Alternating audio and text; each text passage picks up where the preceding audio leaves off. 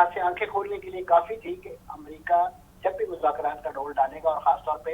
Iran के जौहरी programme के हवाले से, क्योंकि अभी जो उस हमले के बाद जो एक रद्दअमल देखने में आया ईरान की तरफ से, वो भी अमेरिका और इसराइल की आंखें खोलने के लिए काफी था, जिसके बाद यकीनन उनको इस बात की तशवीश रही है कि ईरान ने जो अपनी कैपेबिलिटीज इस दौरान में बिल्डअप की हैं, उनको भी किसी तरीके से ताराज कर दिया जाए। तो ये जो हालिया कार्रवाई है, ये उसी सिलसिले की एक कड़ी है, और ये अपने तौर पे तो बज़ौ में खुद इसराइल और अमेरिका ये दावा कर रहे हैं कि वो खित्ते और अपने अवाम के तहफ़्फ़ुज़ के लिए ये कार्रवाई कर रहा है, लेकिन आप देखिए कि इस वक्त जितने बड़े पैमाने पे सिक्योरिटी अलर्ट जारी कर दिए गए हैं, ट्रैवल एडवाइजरीज जारी कर दी गई हैं, अमरीकी सफारत खाने और इसराइली सफारत खाने दुनिया भर में रेड अलर्ट की इस वक्त पोजीशन में है, और इस वक्त जिस तरह बड़े पैमाने पे इसराइल के अंदर एक वॉर लाइक सिचुएशन जो है वो डिक्लेयर कर दी गई है, और वहाँ पे स्कूल, कॉलेजेस, जामिया तमाम बंदिश के शिकार हैं। ये सूरत हाल जो है अमरीकी और इसराइली अवाम के कतल तहफ़्फ़ुज़ की जिम्मेदारी फराहम नहीं करती। उसके बाद दुनिया भर में जो इसराइली और अमरीकी जो है वो एक लेजिटिमेट टारगेट बनते जा रहे हैं, क्योंकि ये जितनी भी सूरत हाल है इसको इसी अंदाज से जो है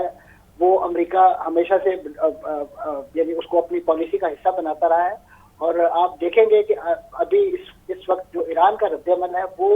इस पूरी जंग का हकीकी मानों में मैं समझता हूँ एक पैरामीटर तय करेगा कि इस जंग को आया लॉन्ग टर्म चलना है कि ये शॉर्ट टर्म चलना है। अभी फौरी तौर पे, और मैं समझता हूँ इस जंग का इस कार्रवाई का जो सबसे अफसोसनाक पहलू है कि ऐसे मुबारक माह के अंदर की गई है कि जो 19 और गफ़ारी का महीना समझा जाता है, जिसमें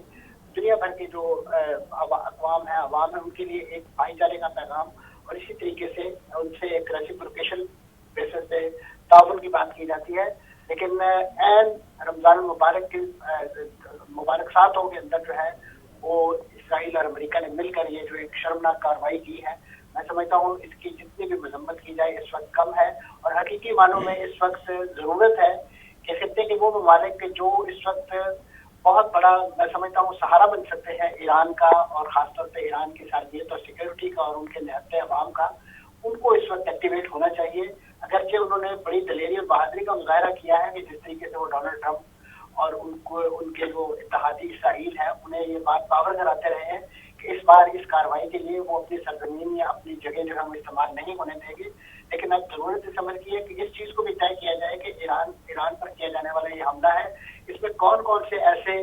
बरादराने यूसुफ हैं कि जिन्होंने अपना कंधा पेश किया है या अपनी सरजमीन या अपनी फजा जो है वो उनके मिसाइलों को गुजरने के लिए था। तो ऐसे में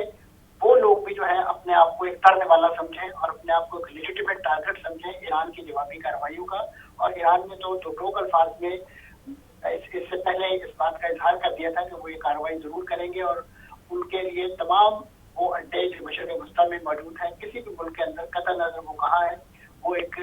जायज़ हदफ वो समझेंगे। तो अब ईरान के रद्दअमल का इंतजार है कि ईरान इसको किस अंदाज से रेसिप्रोकेट करता है। मंसूर साहब, आपने बहुत खूबसूरती से अहाता किया, और यकीनी तौर पर जिस बात का आपने हवाला दिया कि ये जो ईरान के इर्द गिर्द मौजूद इस्लामी ही ममालिक हैं और जिन बरादर ममालिक ने, बरादरान यूसुफ ने, जिस तरह आपने कहा कि अपना कंधा पेश किया और वहाँ पर रिफ्यूलिंग के लिए इन जेट्स को वहाँ पर ठहराया। लेकिन सर यहाँ पर सवाल ये पैदा होता है कि एक तरफ हम देखते हैं अमेरिका का ये दावा कि वो सुपर पावर है, बड़ी मिलिट्री पावर है, इतने ज़बरदस्त किस्म के मिसाइल हैं, ऐसा कुछ है वैसा कुछ है, भाई दूसरी तरफ वो जो बयान देते हैं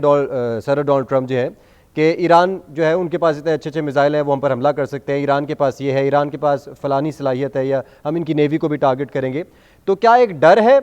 वेस्ट का शुरू से ही ये सारी इस्लामिक सुपर पावर्स को लेकर जो उनको ये सारे हमले करने पर मजबूर करता है, या फिर हम इसको इस तरह से ही देखें कि सिर्फ रिसोर्सेज पर काबिज होने के लिए ये सारे स्टेप्स अपनाए जाते हैं? चलो है जी, इसमें खासतौर पे रिसोर्सेज जो है वो आउट ऑफ क्वेश्चन नहीं है, क्योंकि आप देखिए कि डोनाल्ड ट्रंप साहब की जो पॉलिसीज खास तौर पे जब उन्होंने इक़्तिदार संभाला, उन्होंने कनाडा से लेके मैक्सिको,